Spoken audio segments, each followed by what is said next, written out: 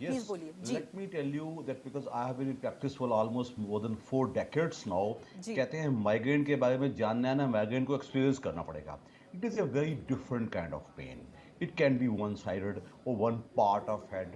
Plus इसका जो special खासियत है to qualify it as a migraine, aura हो या ना हो, फोटोफोबिया यानी कि आंखें चुंधियाना या फोटोफोनिया, कान में आवाजें आना, ये यूजुअल सिम्टम्स में पाए ही जाएंगे. As far as the neurologist have always some parameters कि इतने घंटे रहे तो उसको हम क्वालिफाई करेंगे. But new the migraine is a different kind of a pain. ये टेंशन हेडेक भी नहीं है, ये क्लस्टर हेडेक भी नहीं है, ये बार बार होता रहेगा. लेकिन जिसको माइग्रेन होता है ना, उससे पूछिएगा, उसका सबसे बड़ी चीज है, उसको प्रोड्रोमल सिम्टम्स अक्सर होंगे. कुछ घंटे पहले लग जाएगा आज मुझे सर दर्द होने वाला है जी, क्यों? मैं आज कम सो पाई हूँ, मुझे आज शोर शराबा ज़्यादा मिला है, मैंने आज दारू पी ली है.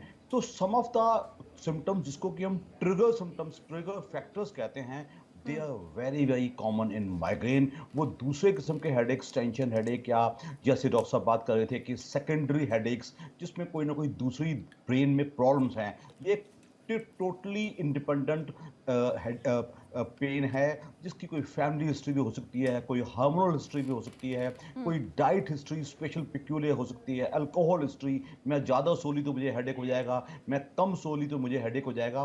तो ईच माइग्रेन पेशेंट अपने आप में एक अलग ही किस्म का इंसान है, उसकी अलग ही एक हिस्ट्री पाई जाएगी, और उसके हमेशा बहुत ही specialised treatments, which could be counselling also, which could be some drugs also, which could be etc etc.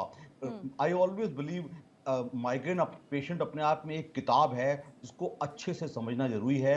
And if you understand the patient well, I think treatment इतना मुश्किल नहीं है. But let me tell you madam, otherwise migraine अपने आप में ना एक बहुत बड़ी सजा है. पूरा जीवन डिस्टर्ब हो जाता है. माइग्रेन माइग्रेन माइग्रेन, रोज दर्द हो गया, रोज दर्द हो गया.